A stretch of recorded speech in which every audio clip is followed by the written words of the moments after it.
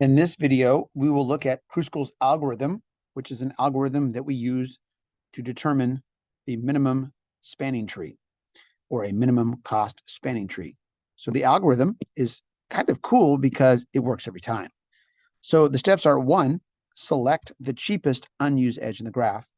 And then 2, just keep doing that. Keep repeating step 1, unless adding the edge would create a circuit.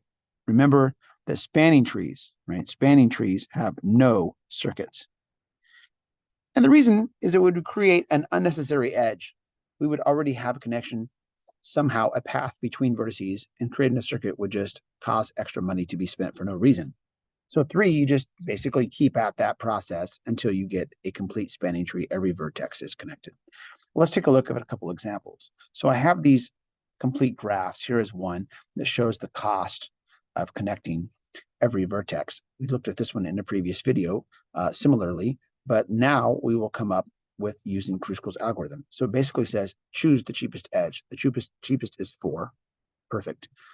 And then repeat. The next cheapest is 5. Perfect. The next cheapest is 6, but we won't use it. Here's why. If we connect 6, notice we have a circuit, ABEA, right? We have a complete closed polygon. So that's basically breaking Kruskal's only rule, which is do not create a circuit. So I don't choose 6. Now the next cheapest is 7. Choose it, right? And the next cheapest is 8. Choose it. The next cheapest is 9. We will not choose it. Why? Well, the algorithm says, if we look back up at it, it says repeat until a spanning tree is formed. Now remember, a spanning tree is one with no circuits with every vertex. And we have it, right? Every vertex is connected in this graph. The vertices being A, B, C, D, E. There is a path from one place to the other. So our cost of the spanning tree would just be 4 plus 5 plus 8 plus 7, or 24. Okay, let's take a look at one more. All right, this is a complete graph, and we want to say, okay, we don't want the complete graph. We just want a spanning tree. We want the minimum spanning tree. Now, this one's a lot trickier looking. In fact, I feel a little bit vulnerable myself doing this on a video because there's so many numbers. And if I look at it, it looks like the very cheapest one is 1.2 right at the bottom. And it's very important that you kind of highlight or keep track. Right, the next cheapest, I only have 1 with a 2 with a 1 is 1.8.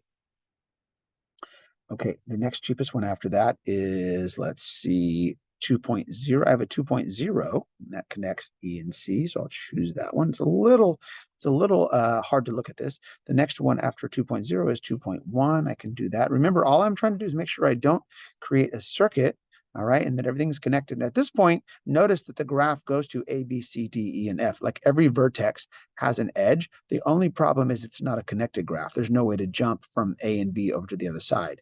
So I keep going. The next cheapest one after 2.1 is 2.2. And I see that. Perfect. And I'm done. So I didn't have to skip any edges this time because as I took them in order, I never created a circuit, and now everything is connected. All right. So my weight of that would be 1.2 plus 1.8 plus 2.0 plus 2.1 plus 2.2. Adding all these up. I think I'll just not use the calculator this time. 3, carry the 1, 6, 7, 8, 9. So I have a 9.3 is my total weight on this particular one. That would be my minimum spanning tree or minimum cost spanning tree using Kruskal's algorithm. All right, now it can have a table as well. This is a problem that we've looked at before. We looked at it in terms of a traveling salesman problem, but this time we're going to think about it in terms of Kruskal's algorithm. What if we had these cities, Atlanta, Columbus, Kansas City, Minneapolis, Pierre, Tulsa, and we wanted to connect them with a spanning tree in the cheapest way possible? Well, again, you can do something similar where you write the cities around a circle here. This time I did not start with a complete graph. I just started with just the vertices only.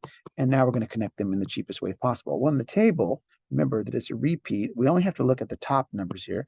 The very cheapest one is 248, and that is Kansas City to Tulsa. All right. So we'll connect those two, Kansas City and Tulsa. All right. The next cheapest one would be 394, Minneapolis to Pierre. All right, again, we don't have a circuit, so that's good. The next cheapest one looks to be 447, Kansas City to Minneapolis. We're okay with that because, again, we didn't create a circuit. The next cheapest one would be 533, Atlanta to Columbus, right? That's up here, Atlanta to Columbus. Perfect. Now I have every vertice connected, but I don't want to create a circuit, and I do want to get some way from there to there, right? I want those pieces to come together. So I'm just going to keep looking for the next cheapest.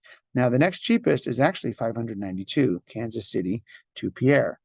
However, I don't want to do that.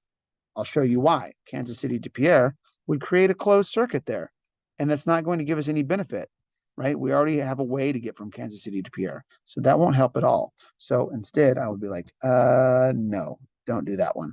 What's the next cheapest then after that? Well, now we have to get into the 600s. We have Columbus to Kansas City, and that should work. I'll highlight that on the table. Columbus to Kansas City is 656, and it does connect these. Notice that everything is now connected, and there are no circuits. So we have our minimum spanning tree. Okay, and the weight of the minimum spanning tree can be given by just taking the sum of the edges. That is Kruskal's algorithm. Thank you for watching.